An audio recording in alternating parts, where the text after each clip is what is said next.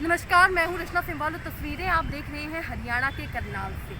अगर लॉकडाउन की बात की जाए, कोरोना महामारी फिर से बढ़ती हुई नज़र आ रही है। लोग काफ़ी ज़्यादा परेशान नज़र आ रहे हैं।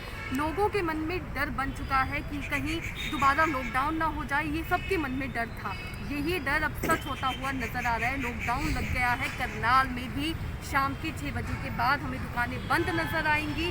सिर्फ और सिर्फ इसेंशियल जो चीज़ों की ही दुकान आपको खुली हुई नज़र आएगी। अगर वो मेडिकल की बात कर दी जाए या कोई ज़रूरी सामान, चाहे वो दूध की बात कर दी जाए, मिल्क की बात कर दी जाए, ऐसे प्रोडक्ट ही आपको मिलेंगे रात को जो काफ़ी ज़्यादा ज़रूरी होते हैं। बीमार कोई कभी भी हो सकता है, उसका कोई टाइम नहीं होता है। दवाइयाँ ज़रूरी होती हैं, इसलिए हमें जो मेडिकल शॉप्स होती हैं वो आपको खुली हुई नज़र आएंगी। वहीं पर अगर एक सवाल उठता है, वो ये उठता है कि लोगों को काफ़ी ज़्यादा परेशानी होती है लॉकडाउन की वजह से, लेकिन आखिर इसमें गलती किसकी है? लोगों की ही तो है। लोगों ने पहले इस चीज़ को काफ़ी लीनियंटली लिया, लाइटली लिया, इस पर ध्यान नहीं दिया। लोगों ने मास्क नहीं पहना, सोशल डिस्टेंसिंग का ध्यान नहीं रखा, अपने आप को निरंतर सैनिटाइज नहीं किया। अगर उन्होंने इन सारी चीज़ों को फॉलो किया होता, इन गाइडलाइंस को फॉलो किया होता, तो शायद आज ऐसी स्थिति नहीं बनती। वहीं साथ में ओमिक्रॉन वेरिएंट, जो नया वेरिएंट है, वो भी आ चुका है। उसका भी डर लोगों के अंदर है। अब किसी भी सरकारी स्थानों पर या पब्लिक प्लेस पर आपको अंदर एंट्री नहीं करने दिया जा रहा है जब तक आपने दोनों वैक्सीन की डोज नहीं ले ली है। और अब हमें हर जगह जहाँ पर वैक्सीनेशन सेंटर है वहाँ पर भीड़ नज़र आती है, क्योंकि लोगों को डर है या लोगों की मजबूरी हो चुकी है। कुछ लोग पहले वैक्सीन नहीं लगवा रहे थे क्योंकि कई सारी अफवाहें फैली हुई थी। लोगों को डर था कहीं वो रिएक्ट ना कर जाए, इस वजह से वो वैक्सीन नहीं लगवा रहे थे। लेकिन अब लोगों की मजबूरी हो चुकी है, इसलिए हमें भीड़ भी काफ़ी ज़्यादा नज़र आती है। लोग दोनों डोज वैक्सीन के अब लगवाने पहुंच रहे हैं ज़्यादा से ज़्यादा। अब लॉकडाउन की स्थिति बन चुकी है। जहां हरियाणा के 5 जिलों में पहले ही लॉकडाउन लग चुका था, वहीं करनाल समेत अब 6 और जिलों में लॉकडाउन की स्थिति बन चुकी है और लॉकडाउन लग चुका है। हमारे साथ आज सिमरन जुड़ी है, जो वतन न्यूज़ से पत्रकार हैं, नई पत्रकार हैं। उनसे जानना चाहेंगे कि उनका नया एक्सपीरियंस कैसे रहने वाला है, क्योंकि ये पहला लॉकडाउन होगा जिसमें वो पत्रकारिता करेंगी। पहले के जो 2 लॉकडाउन हुए थे वो उन्होंने घर में बैठकर बिताए थे। उनसे जानना चाहेंगे कि उन लॉकडाउन में उनका एक्सपीरियंस कैसा रहा था और अब आगे जाके क्या कुछ नुकसान लोगों को झेलना पड़ सकता है।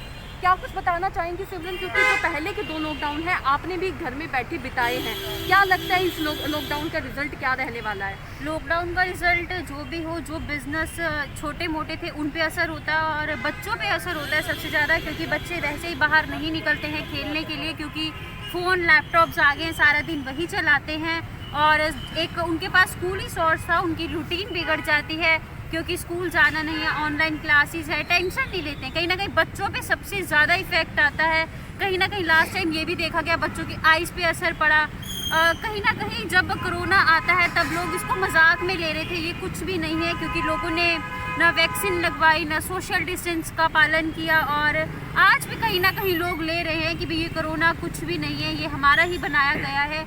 लेकिन अगर हम देखें तो बहुत बड़ी चीज़ है, आए दिन हमारे यहाँ केसेस बढ़ रहे हैं, जिससे प्रशासन ने यहाँ भी लॉकडाउन लगा दिया गया है। और सबसे अपील करना चाहूँगी, इसको सीरियसली लें, लेकिन घबराए नहीं। अगर आप मास्क पहनेंगे, सैनिटाइज़र यूज़ करेंगे, भीड़ भाड़ इलाके वाली जगह नहीं जाएंगे, तो आपकी भी सेफ्टी है और आपके परिवार वालों की भी सेफ्टी है इसमें। वो कहते हैं ना, एक बार गलती कर दी तो वो गलती से हो जाती है, दूसरी बार गलती करते हैं तो वो बेवकूफ़ी मानी जाती है। पहली बार जब कोरोना आया था तब भी हम लोगों ने इतनी बड़ी गलती करी थी। हम लोगों ने इस चीज़ को काफ़ी लीनियंटली लिया था।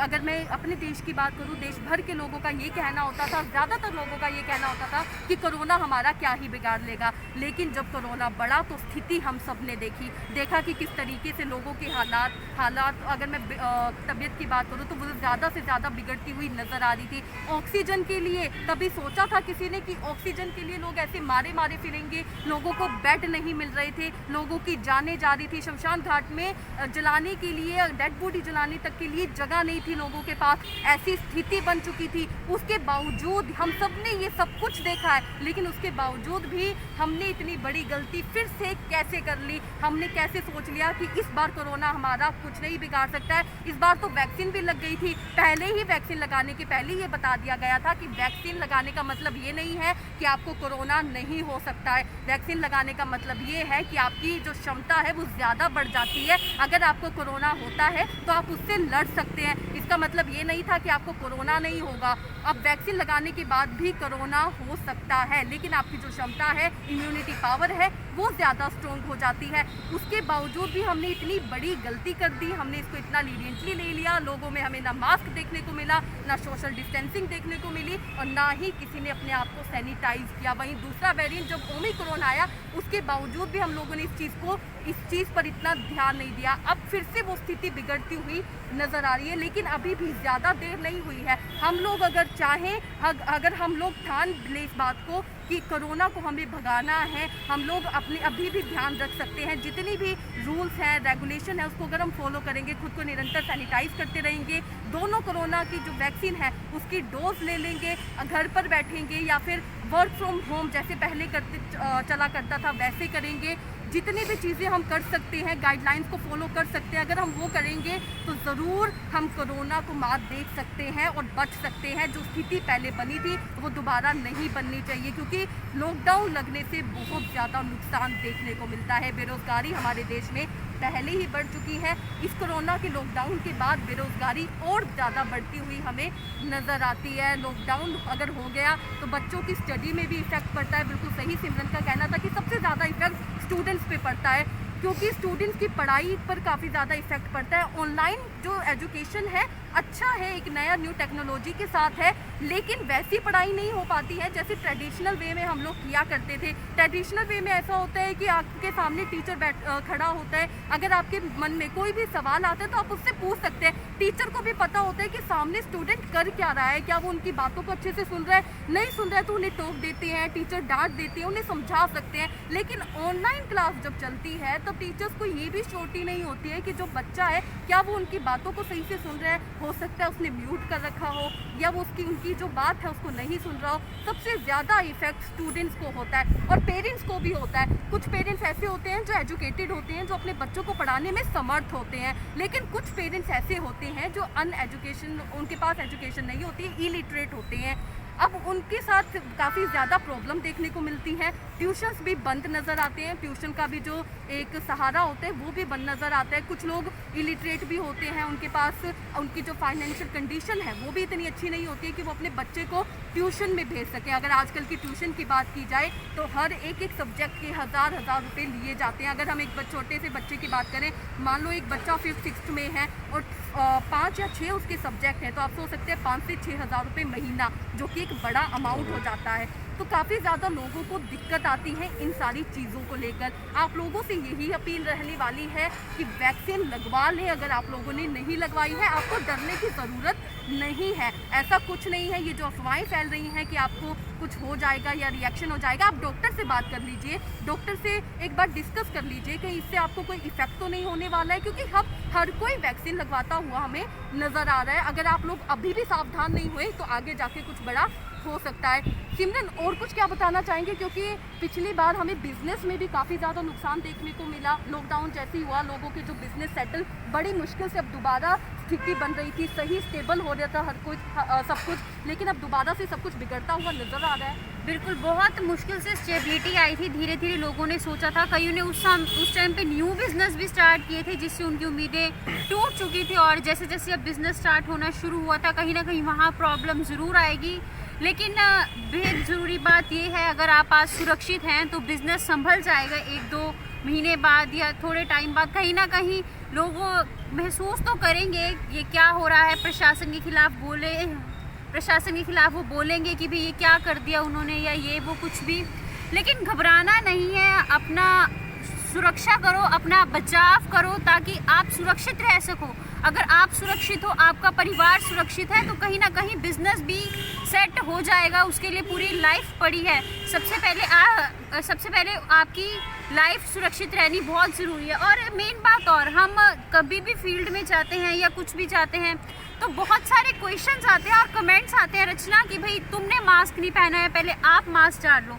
अगर हम कहीं जाते हैं, हम अपना बचाव नहीं देखते। अगर आपने कल भी देखा, हम आंगनवाड़ी वर्कर्स के पास गए थे, वहाँ इतनी भीड़ थी, हम लोग अगर वहाँ पे डर जाते, हम ना चाहते कि भी हाय हमें कोरोना ना हो जाए, तो शायद लोगों को पता ना लगता और प्रशासन तक उनकी आवाज़ ना पहुँचती।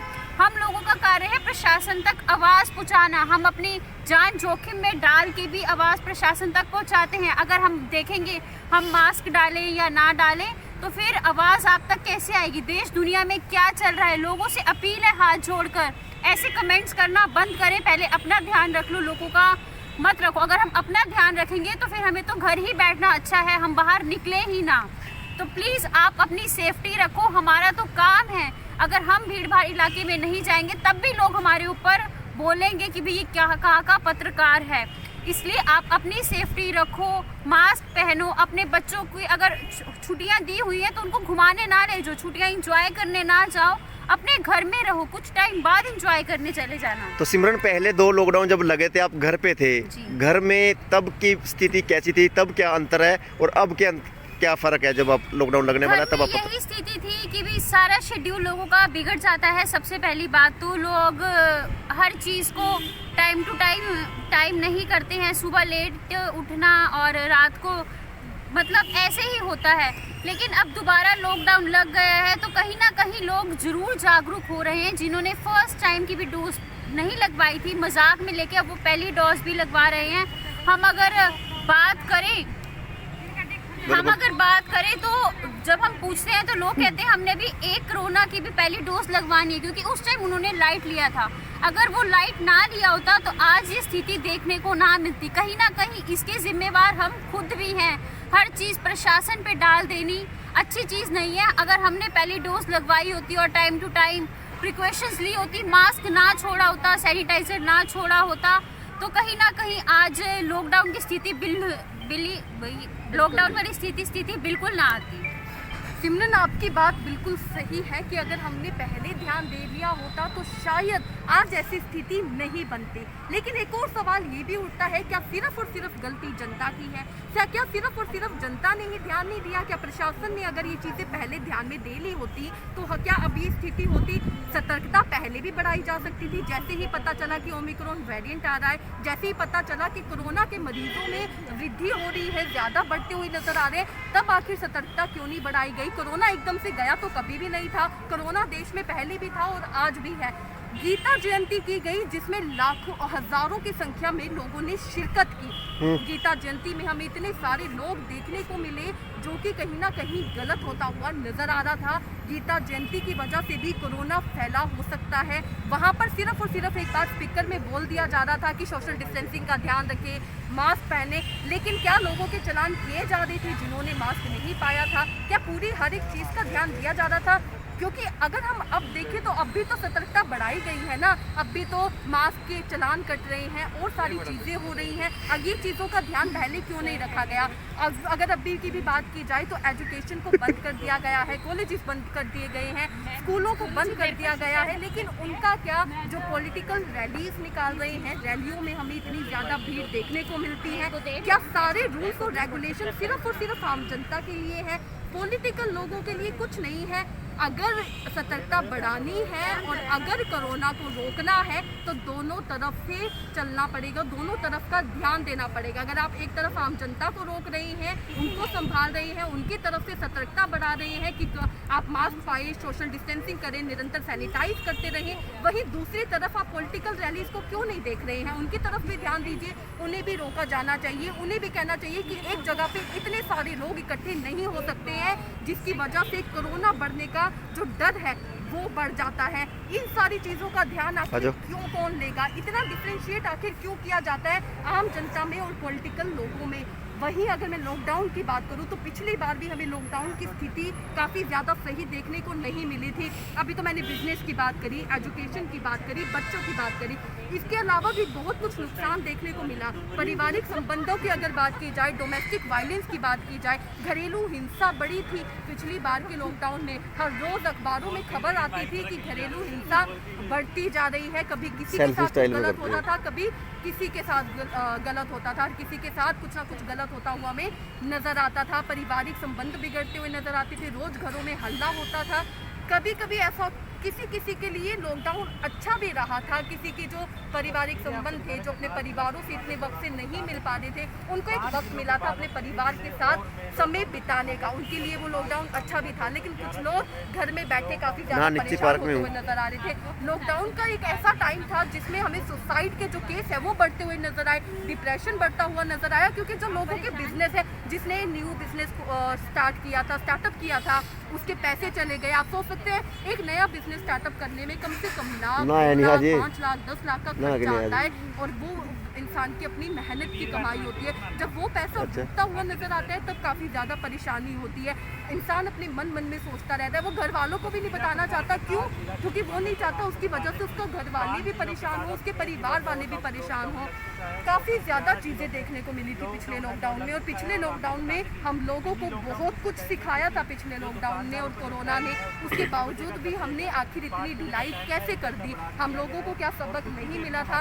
ये दूसरा लॉकडाउन अब ना जाने लोगों में किस तरीके से रहने वाला है, क्या कुछ लोगों को खोने वाले हैं। ये तीसरा लॉकडाउन है, 2 लॉकडाउन पहले हो चुके हैं और हमने वो 2 लॉकडाउन देखे हैं। घर पर बैठना बहुत मुश्किल होता है, वर्क फ्रॉम होम कहने वाली बात होती है, लेकिन करना काफ़ी ज़्यादा मुश्किल हो जाता है। परिवार वालों की अगर बात की जाए, उन लोगों की बात की जाए जिन्होंने अपनी नौकरी गंवा दी लॉकडाउन की वजह से, लोगों ने अपने स्टाफ को आधा करना शुरू कर दिया, आधे लोगों ने अपनी नौकरी गंवा दी। पहली बेरोजगारी बहुत है, जिन लोगों के पास नौकरी थी उनके पास भी नौकरी नहीं रही थी। आप सोचिए घर चलाना कितना ज़्यादा मुश्किल हो गया था लोगों के लिए। हम नहीं चाहते कि स्थिति दोबारा वैसी बने, वैसी ही उसी जैसे हमने पिछले 2 लॉकडाउन में देखा था कि कैसे लोग ऑक्सीजन के लिए मारा मारा फिर रहे थे, कैसे लोग दवाइयों के लिए मारा मारा फिर रहे थे, कैसे लोगों को बेड नहीं मिल रहे थे हॉस्पिटल में। ऐसी स्थिति कहीं दोबारा ना बन जाए, इसलिए आप लोगों से मेरी यही अपील है कि इस बार जो भी स्थिति है अभी तक तो इतनी नहीं बिगड़ी है। अगर हम चाहें,